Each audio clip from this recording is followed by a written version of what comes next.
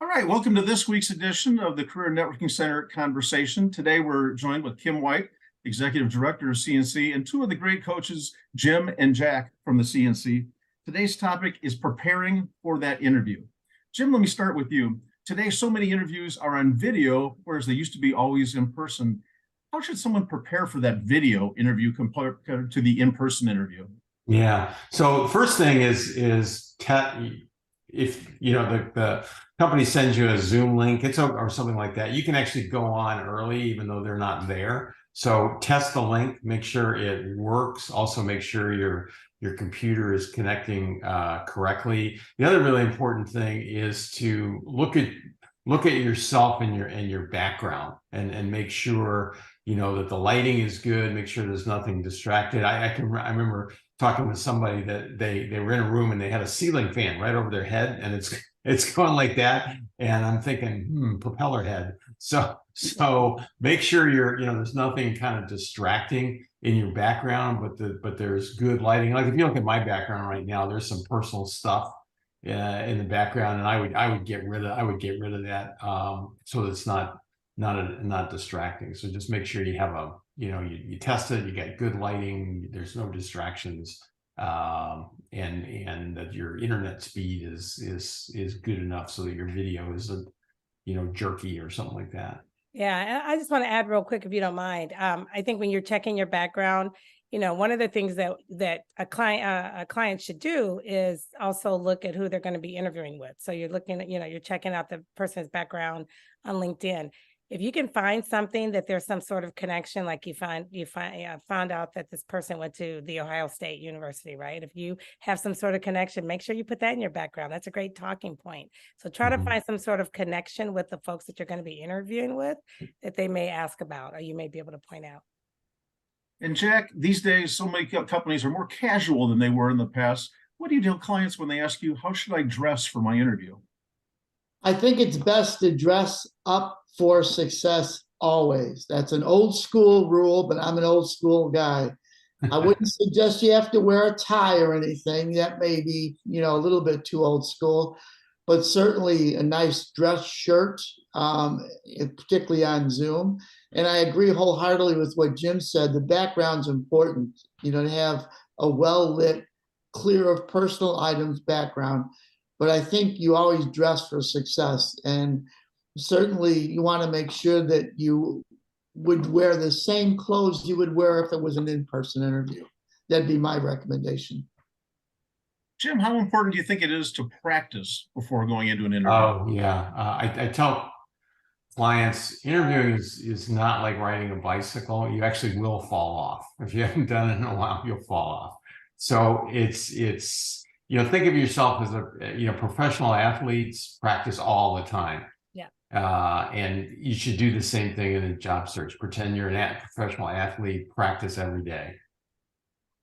Kim, if someone becomes a CNC member, how many times can they practice as a member? I hope they would practice every day. We don't limit the number of coaching conversations you can have. The only thing we ask is you schedule them one at a time. So finish one. So I would hope they would finish an practice interview with me today, and then immediately schedule one with Jack for tomorrow. Yeah. And I would agree. We have a number of coaches with great backgrounds. So practice with, different coaches and get their different, perspective on the interview. I think, to something that Jim said, it's really important that clients, when they're going through that process, that you, at the end of the day, you may apply to 20 jobs and you get one interview. So you need to be able to ace that interview.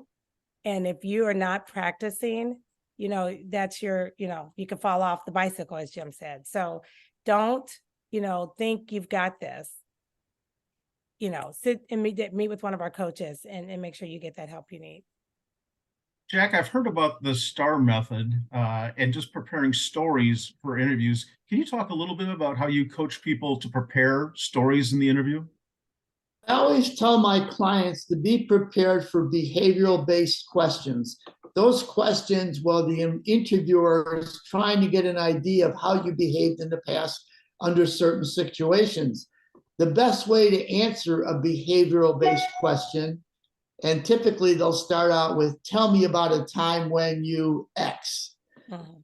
We recommend you use the STAR method, which is describing a situation that you were involved with, the task that you performed, not the team, the task that you performed, the action that you took, and the result.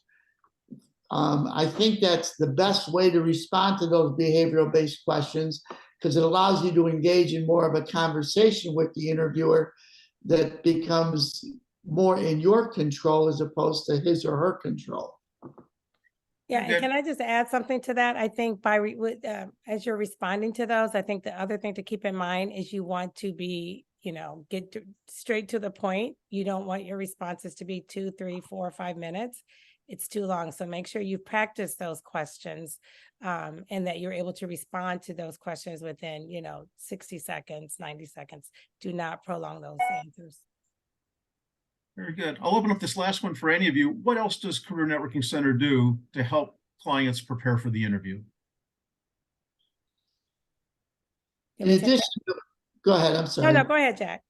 No, in addition to mock interviews, I've found that sometimes the nervous jitters become a role in a person's interviewing, and it's good to have a coach just to talk to.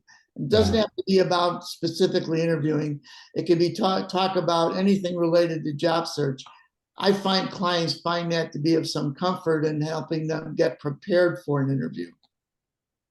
Yeah, and I will just add, I think the other benefit is body language. We really don't know how we come across in an interview, especially on Zoom. Are we darting our eyes? Are we sighing? Are we making noises? Like, what are some of those things that are doing? So being able to have somebody to be able to say, you're darting your eyes, or you're whatever that might be. It's good to go through that practice with the coach. Anyone else? Any final thoughts? Well, if you are looking for help with interview, Practice. we're all saying practice. And if you'd like help practicing or anything else in your preparation for interviewing, we hope you'll reach out to the Career Networking Center. We'll see you again next week. Bye. Bye. Bye-bye.